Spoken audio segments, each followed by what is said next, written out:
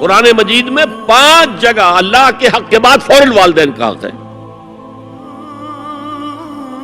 وَقَضَىٰ رَبُّكَ أَلَّا تَعْبُدُوا إِلَّا إِيَّاهُ وَبِالْوَالِدَيْنِ إِحْسَانًا. تیرے رب نے فیصلہ کر دیا ہے کہ اس کے سوا کسی کی بندگی نہیں کرو گے اور والدین کے ساتھ نیک سلوک کرو گے. اللہ کے حکم کے بعد، اللہ کے حق کے بعد والدین کا حق ہے. سورہ لقمان میں انشکر لی ولوالدیک، شکر ادا کرو میرا بھی اور اپنے والدین کا بھی. اور سورہ بنی اسرائیل میں تو کیا تفصیل آئی ہے. اما یبلغن عندک الکبر احدہما او کلاہما فلا تقل لہما اف ولا تنہرہما وقل لہما قولا کریما واخفض لہما جناح الذل من الرحمۃ وقل رب ارحمہما کما ربیانی صغیرا. اگر تمہارے والدین میں سے ایک یا دونوں تمہارے پاس بڑھاپے کی عمر کو پہنچ ہی جائے، انہیں کبھی اف تک نہ کہنا، دل نہ توڑنا ان کا، چھاتی چوڑی کر کے بات نہ کرنا، ان سے کندھے جھکا کر بات کرنا، ادب سے گفتگو کرنا. قل لہما قولا کریما واخفض لہما جناح الذل من الرحمہ، اپنے کندھوں کو جھکا کر رکھنا. اور پھر کہنا، اللہ سے دعا کرنا، رب ارحمہما کما ربیانی صغیرا، پروردگار میرے ان والدین پر رحم فرمائیو جیسے کہ انہوں نے مجھے پالا تھا جبکہ میں چھوٹا سا تھا.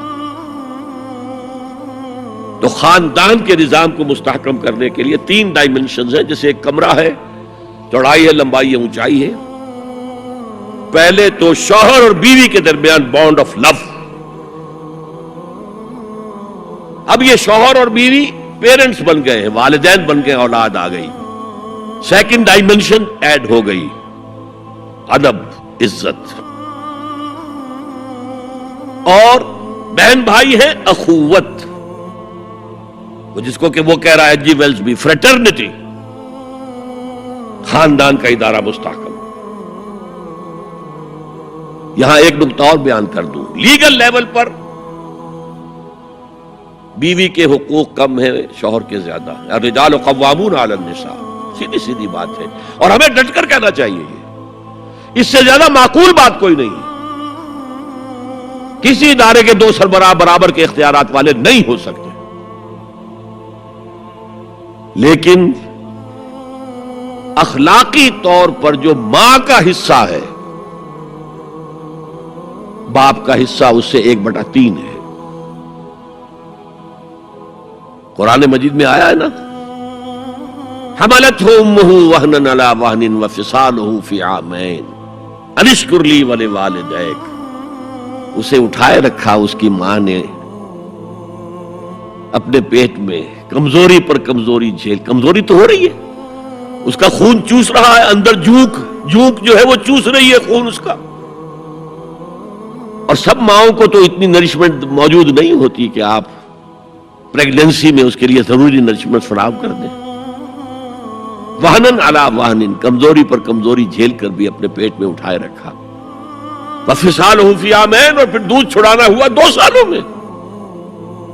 وہ جھونک جو ہے وہ پھر اس کی چھاتیوں سے چمٹ گئی.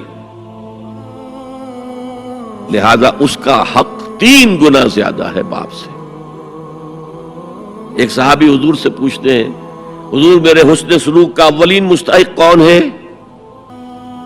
فرمایا تمہاری والدہ. پھر پوچھا ان کے بعد کون؟ پھر کہا تمہاری والدہ. پھر پوچھا ان کے بعد کون؟ پھر کہا تمہاری والدہ. پھر پوچھا ان کے بعد کون؟ تو کہا تمہارے والد. 3 درجے. اور یہ جو فرمایا الجنت تحت اقدام الامہات، جنت تو ماؤں کے قدموں تلے ہے، یہ باپ کے بارے میں تو نہیں فرمایا.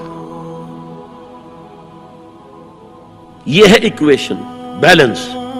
اسلام قسط کی بات کرتا ہے، انصاف کی بات نہیں کرتا. انصاف تو یہ کہ آدھی روٹی ادھر دے دو، آدھی ادھر دے دو. انصاف ہے، یہ اچھی چیز ہے.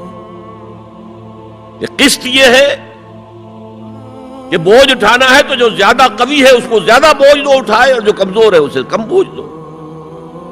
یہ قسط ہے.